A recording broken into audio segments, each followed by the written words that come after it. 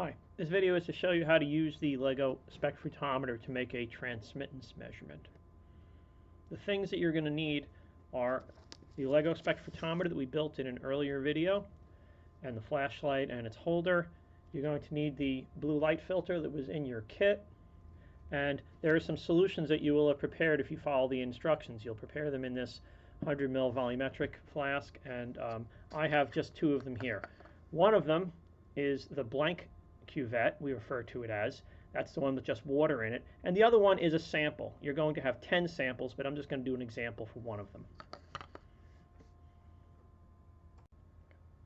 Now, the first thing you want to do before you begin to align the spectrophotometer is to put the blank cuvette in the cuvette holder. Stand it up like that. The second thing you want to do is take your blue light filter and place it in the path of the light here. You can lean it up like this. So as the light comes from the flashlight and head towards the cuvette holder, it has to go through the blue light filter before it can go through the cuvette that has the sample of the water and get detected at your flashlight. The next thing you need to do is turn on your flashlight and start up the app here. And I'm going to turn the camera so that you can see the screen of my app. The distance here, by the way, is approximately what you see. We're going to change it as we see the values on the screen, and we may adjust the position of the flashlight to a different position. Okay, so we're looking at color assist now. I'll have a separate video for Android people. The first thing if you're in color assist is to use the start button here to get data collection going. Hit that play button down there and make sure it's playing. So now, there we go. Now we are collecting data. Now the second thing to pay attention to is up here, where we have the choice to use either the auto feature,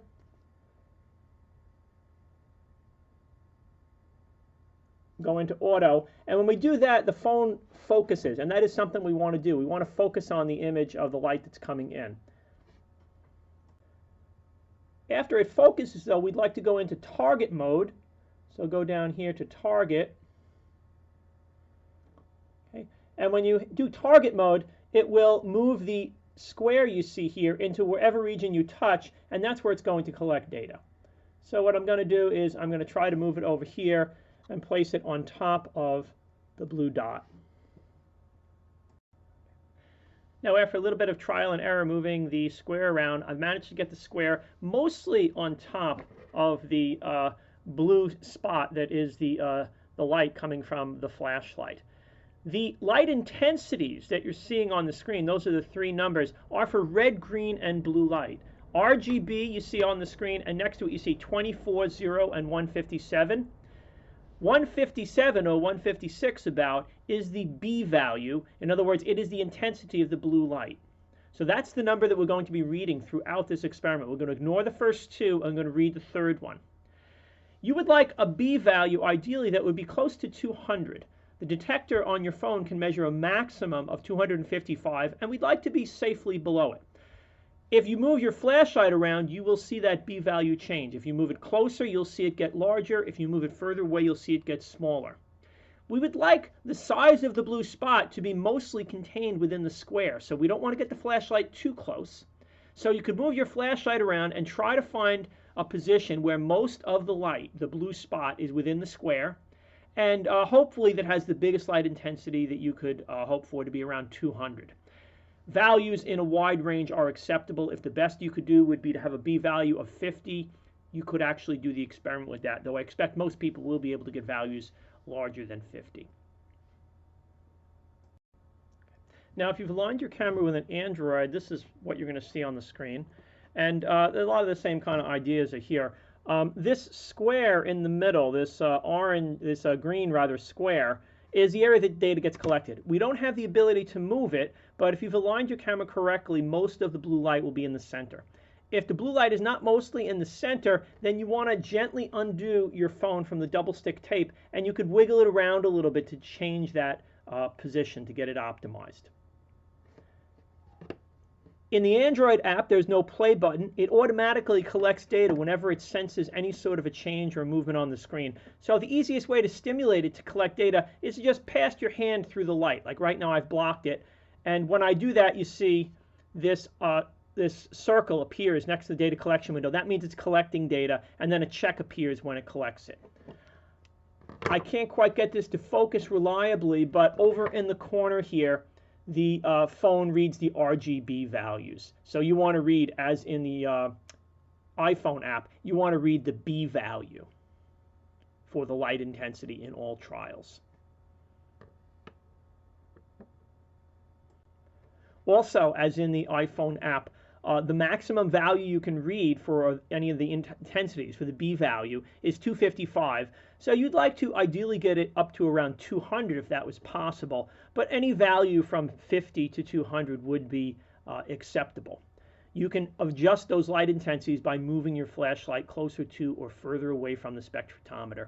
You would not like it to be very close to the spectrophotometer because you'd like for it to stay within the data collection area that's in the green box, mostly. So once you align your spectrophotometer and you get the maximum intensity for the B value, the blue light, that still has most of the blue light contained within data collection square, that light intensity you should record in the data table. You can use that throughout the calculation. That is I0. So let's just say I optimize my spectrophotometer. I got an I0 value of 157. In order to calculate a transmittance, I have to use that I0 value, but I also need to collect I, which is the intensity of light when the sample, the colored sample, the blue colored solutions you prepared today, are in there. So what I need to do next is to switch the cuvette that has the water in it, the blank, and place in the solution that has the colored sample.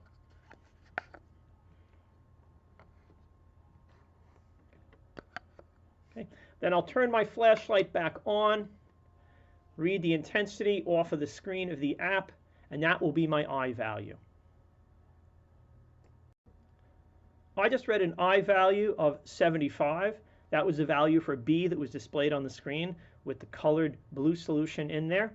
So the ratio of these two is the transmittance value. It looks like a little bit less than half of the light got through.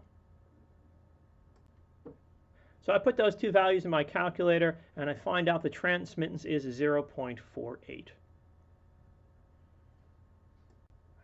So next I need to calculate the absorbance values. The graph you're going to make today uses absorbance, and every transmittance can be calculated into an absorbance. You just need to take the negative log of that value.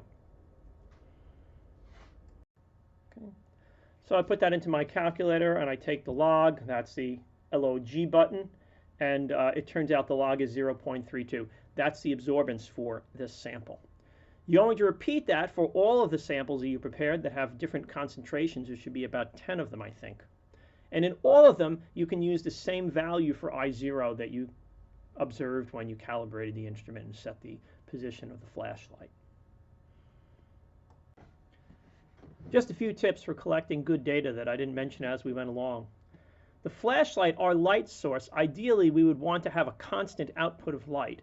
But because it's powered by batteries, its output can vary if you leave it on for a long time. So when you're adjusting it, you have to have it on continuously. But when you make a measurement, you'd like to make the measurement and turn the flashlight off so that it can rest in between.